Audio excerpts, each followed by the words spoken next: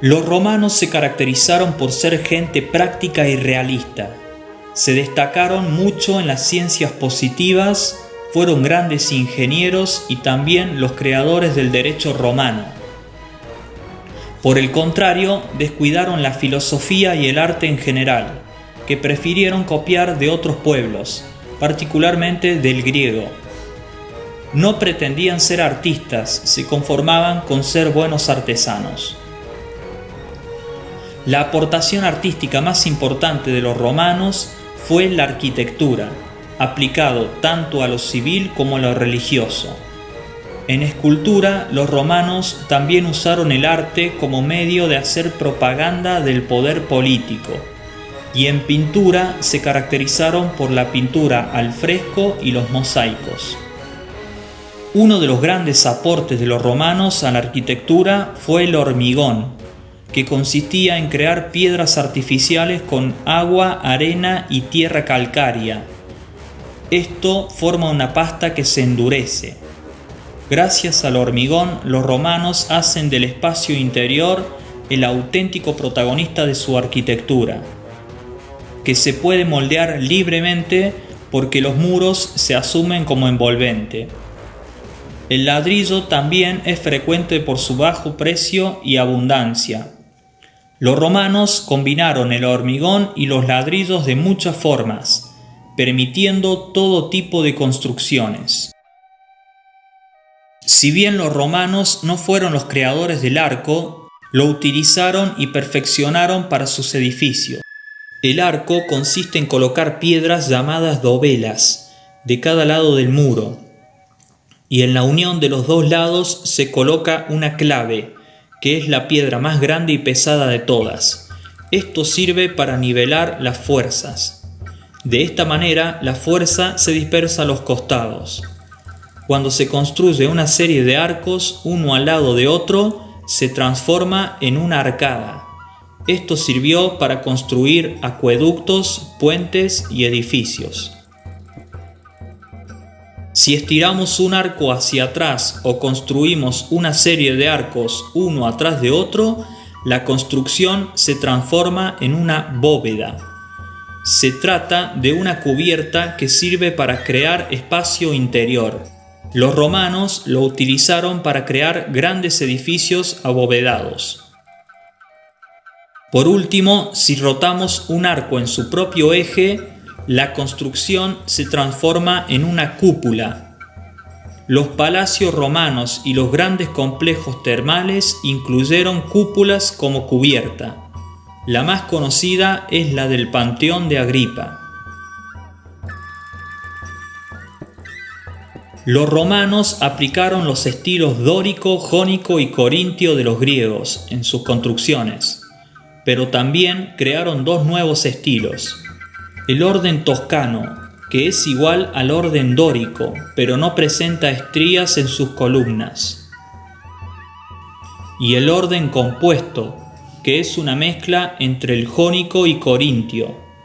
Sus columnas pueden o no presentar estrías. Ya dijimos que los romanos fueron expertos en arquitectura civil.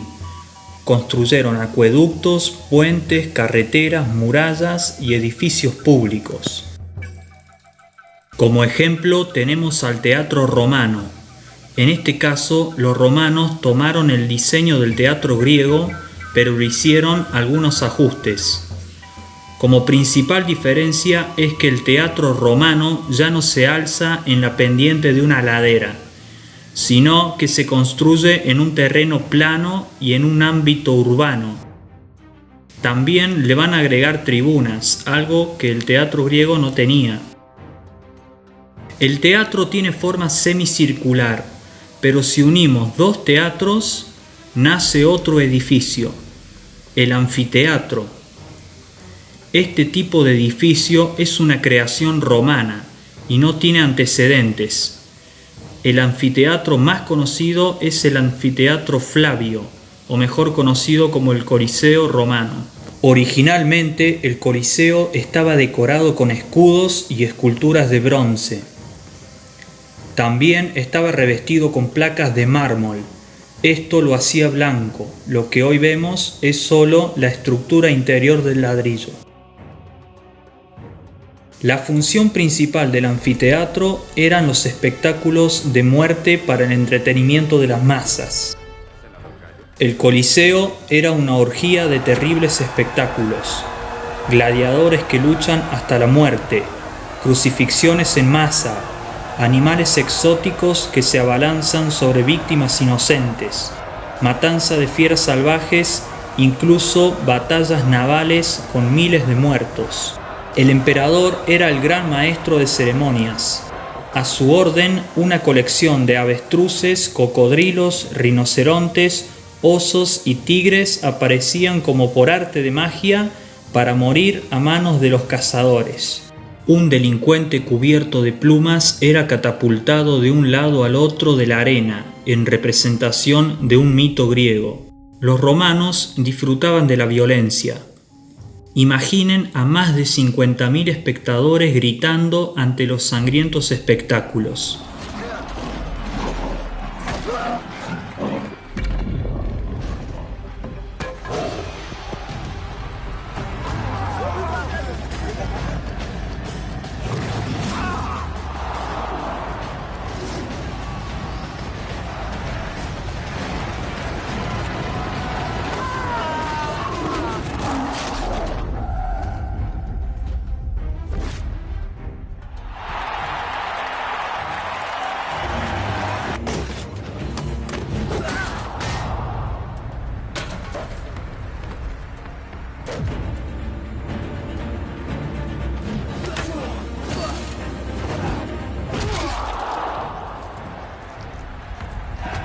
En 3 horas, la arena del Coliseo se podía llenar de agua gracias a un completo sistema de drenaje, conectado a 4 imponentes cloacas.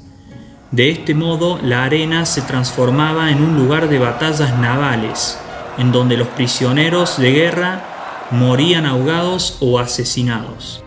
El Coliseo romano es un enorme edificio ovalado de 189 metros de largo por 156 de ancho y 57 metros de altura, con un perímetro de 524 metros.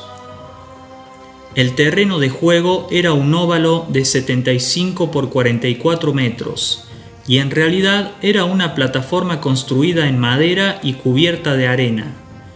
Todo el subsuelo era llamado hipogeo, y era un complejo de túneles en el que se alojaba a los gladiadores, a los condenados y a los animales.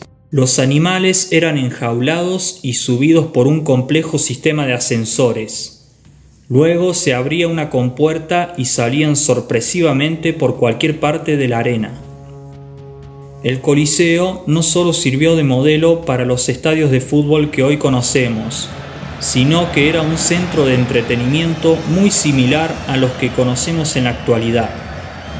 Además, los romanos vivían esos espectáculos con tanta pasión como hoy las personas viven el fútbol y otros deportes, aunque no tan sádicos como los romanos. Otro lugar de entretenimiento romano era el Circo Máximo, donde se realizaban carreras de carros tirados por caballos. Estos espectáculos eran tan atractivos como los del anfiteatro, pues duraban todo el día y la multitud del público era masiva, mucho más que en el teatro. El circo estaba formado por una planta elíptica con 2 partes, la gradería para los espectadores y la pista o arena para las carreras. Sus gradas podían acomodar a unos 300.000 espectadores, según estimaciones modernas, una capacidad que jamás ha sido superada por ningún otro estadio deportivo en toda la historia. La entrada al Circo Máximo era gratuita y concurrían todos los niveles de la sociedad romana, desde el emperador hasta los más pobres. Dentro competían 4 jinetes, llamados aurigas. La mayoría de ellos eran esclavos, y el que lograba ganar una serie de carreras se ganaba la libertad.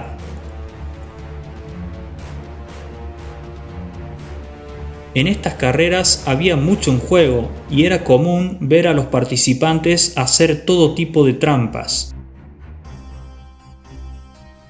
Otros lugares públicos de gran importancia fueron las termas, utilizadas como baños públicos, lugar de spa y de descanso. Estas estancias ofrecían baños de vapor y piscinas frías, templadas y calientes. Eran edificios abovedados muy grandes, con apariencia lujosa gracias a las estatuas que los decoran y a los revestimientos con estucos, mármoles y mosaicos. Todo el lugar poseía un sistema de hipocausto, esto es, un sistema de calefacción del suelo, basado en la distribución mediante túneles y tubos de agua caliente y vapor que se extendía por debajo de los suelos de las estancias y piscinas, y esto era alimentado por una serie de hornos que se hallaban en los sótanos. Cabe destacar que en Roma era cotidiano ver en los baños públicos a personas conversando relajadamente mientras hacían sus necesidades. De esta manera, los baños cumplían una función social. Otro edificio romano característico fue la basílica, que tuvo múltiples usos, como por ejemplo lugar de mercado, lugar de transacciones financieras, culto o más ordinariamente a la administración de justicia. También se utilizaba como lugar de reunión de los ciudadanos para tratar asuntos comunes. En cuanto a su arquitectura, se trataba de una gran sala rectangular compuesta por una o más naves. La diferencia de alturas se aprovechaba para abrir huecos de iluminación en la parte alta de los muros. En uno de los extremos de la nave principal existía una ábside, donde se instalaba la presidencia, mientras que la entrada se efectuaba por el extremo opuesto a través de un pórtico.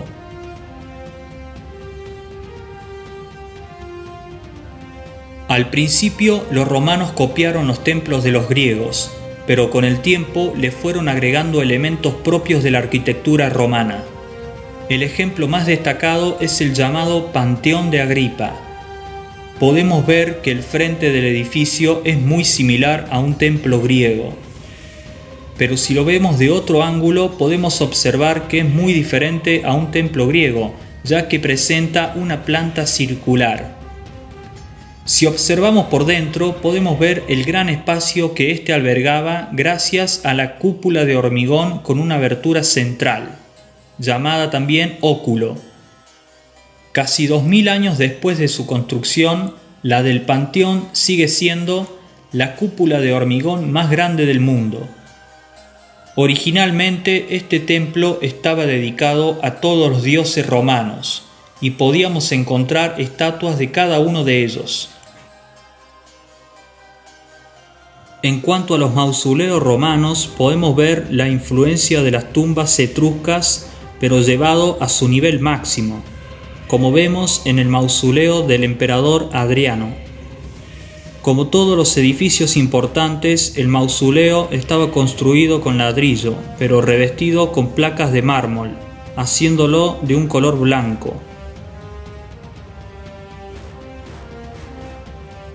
Si comparamos una escultura griega con una escultura romana, vamos a encontrar marcadas diferencias. Como vimos en la clase anterior, la escultura griega se caracterizaba por ser perfecta, de una belleza idealizada, sobre todo en la escultura clásica, donde podíamos observar que todas las esculturas representaban personas jóvenes y que sus rostros no expresaban emoción alguna. Luego, en el período helenístico, este estilo fue cambiando y la escultura se volvió más realista. Cuando los romanos tomaron Grecia, adoptaron el estilo helenístico para sus esculturas, pero los romanos llevaron el realismo al extremo, algo que nunca habíamos visto en la historia del arte. De esta manera, diremos que los romanos se destacaron por hacer retratos realistas de sus emperadores. En estas esculturas no hay idealización griega, sino todo lo contrario. Los romanos captaron cada detalle de los rostros para lograr un parecido increíble del retratado. Conocemos a los emperadores romanos casi como si hubiéramos visto sus rostros en una imagen. Gracias a los retratos romanos, algunos expertos reconstruyeron el rostro de los emperadores más famosos. Así eran realmente cada uno de ellos. Tanto los retratos romanos como los relieves que vemos a continuación tenían una función propagandística, es decir, que su función era propagar el poder y la autoridad de los emperadores, algo similar a lo que hacían los asirios. Un buen ejemplo es la columna de Trajano. Se trata de un monumento conmemorativo erigido en Roma por orden del emperador Trajano. Es una columna de 30 metros de altura recorrida por un bajo relieve en espiral que conmemora las victorias de Trajano frente a los dacios. En una época donde no había televisión, los romanos recurrieron a estos relieves para contarle a los demás las hazañas conseguidas por el emperador. Lo mismo ocurría con los arcos del triunfo, erigidos por los romanos por todo el imperio. Su uso era conmemorativo.